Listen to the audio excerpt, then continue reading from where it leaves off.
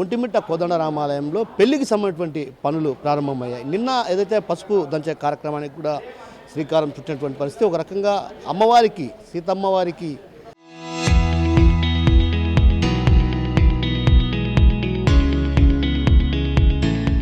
సారే చీర సమర్పించి ఆ తర్వాత మూలవరులు, అదేవిధంగా రోళ్లకు శాస్త్రోక్తంగా పూజలు నిర్వహించినటువంటి ఆలయ అర్చకులు ఆ తర్వాత పసుపు దంచే కార్యక్రమం. ఈ కార్యక్రమంలో ప్రధానంగా డిప్యూటీ ఈఓ ప్రశాంతి గారు కూడా పాల్గొన్నారు. ఆమెను అడిగి తెలుసుకున్న ప్రయత్నం మనం చెప్పండి. ఓం నమో వెంకటేశాయ.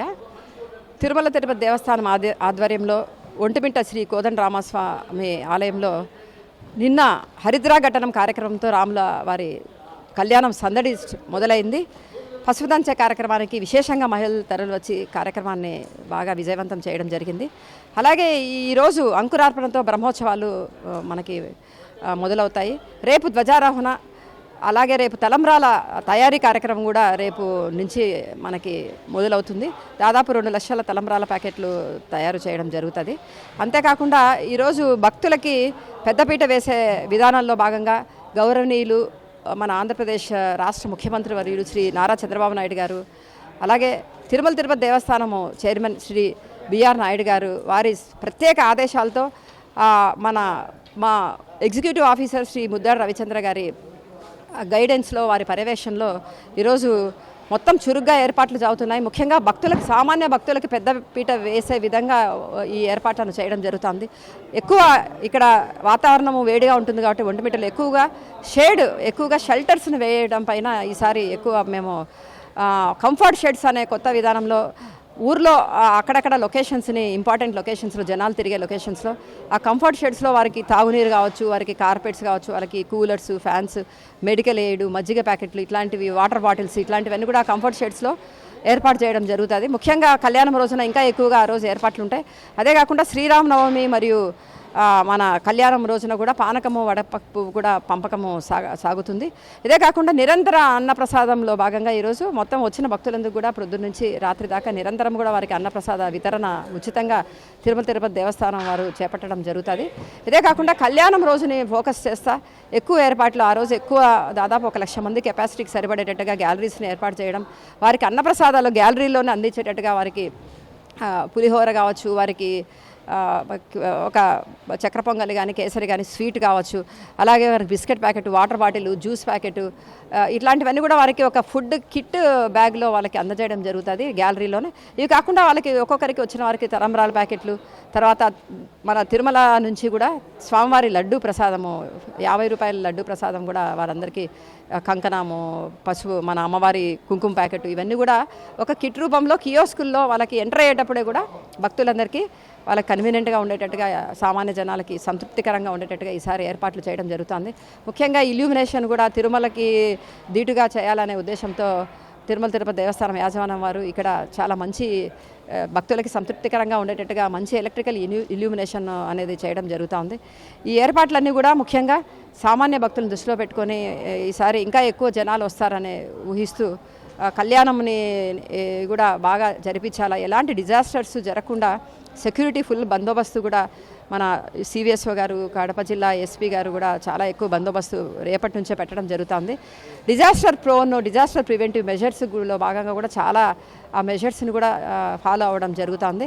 ముఖ్యంగా మాకు డిస్ట్రిక్ట్ అడ్మినిస్ట్రేషన్, డిస్ట్రిక్ట్ కలెక్టర్ గారు, డిస్ట్రిక్ట్ ఎస్పీ గారు వారి ఆధ్వర్యంలో, వారి సహకారంతో ఈరోజు ఇంత పెద్ద కార్యక్రమాన్ని వారు ఇచ్చే హ్యూమన్ రిసోర్సెస్ని ఉపయోగించుకుంటూ ఈ కార్యక్రమాన్ని విజయవంతం చేయడానికి అంతా కూడా సన్నద్ధంగా ఉన్నామని మీకు తెలియజేయడం జరుగుతుంది.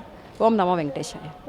రేపు శ్రీరామనవమి కాబట్టి శ్రీరామనవమి రోజు పెద్ద ఎత్తున భక్తులు వస్తుంటారు. ఎలాంటి ఏర్పాటు చేశారు రేపు ప్రధానంగా? శ్రీరామనవమికి ఎక్కువ భక్తులు వస్తారు. ముఖ్యంగా సెక్యూరిటీ మెషర్స్ని టెంపుల్లో లోకల్ పోలీస్ అడ్మినిస్ట్రేషన్తో సహకారంతో ఎక్కువ సెక్యూరిటీ, క్యూ లైన్, బ్యారికేడింగ్ ఇవన్నీ ఇవ్వడమే కాకుండా వారికి తాగునీటికి దాదాపు మనము 9 లక్షల వాటర్ బాటిల్స్ని పెడుతున్నాం. రేపటికి కూడా దాదాపు 1 లక్ష 2 లక్షల వాటర్ బాటిల్స్ పెట్టడం కావచ్చు.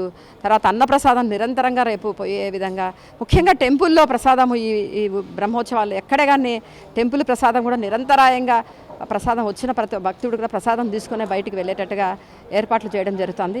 నీడ కోసము షెల్టర్స్ని పూర్తిగా ఏర్పాటు చేయడం జరిగింది. మజ్జిగ ప్యాకెట్లని 9 లక్షల దగ్గర మనకి మజ్జిగ ప్యాకెట్లు మనం వాడితే రేపు శ్రీరామనవమికి దాదాపు 1 లక్ష పైన మజ్జిగ ప్యాకెట్లను కూడా మనం పంచడం జరుగుతుంది వచ్చిన భక్తులకు అందరికీ కూడా డిఫరెంట్ లొకేషన్స్లో. Thank you. సో మొత్తం మీద ఏదైతే ఒంటిమిట్ట కోదండరామాలయంలో పెళ్లి సందడి మొదలైంది అనే చెప్పాలి. ఏదైతే కోదండరామునికి సంబంధించి ప్రత్యేకించి మనం ఇక్కడ చూస్తే ప్రధానంగా వివిధ రకాల పుష్పాలతో ఏదైతే స్వామివారి ఆలయ ప్రాంగణాన్ని ఓ రకంగా భక్తులు చూస్తే మంత్రముగ్ధులు కాక తప్పదన్నటువంటి భావన వ్యక్తమయ్యే విధంగా, అంటే ఓ రకంగా భక్తి భావం పారవశ్యం చెందేలా భక్తులు లోనికి అడుగు పెట్టంగానే ఓం నమో నారాయణ, ఓం నమో అంటూ కూడా ఒక్కసారిగా రామనామ ధనించే విధంగా కూడా ఇక్కడ ఏర్పాట్లు జరుగుతున్నాయి వివిధ ప్రాంతాల నుంచి కూడా. అంటే ఒక రకంగా ప్రత్యేకమైనటువంటి పూలు బెంగళూరు, చెన్నై, కలకత్తా వంటి ప్రాంతాల నుంచి కూడా ఇక్కడ ప్రత్యేకించి అక్కడ పూలను కూడా తీసుకురావడం జరిగింది. ఇప్పటికే చురుగ్గా ఏర్పాట్లు కొనసాగుతున్నాయి.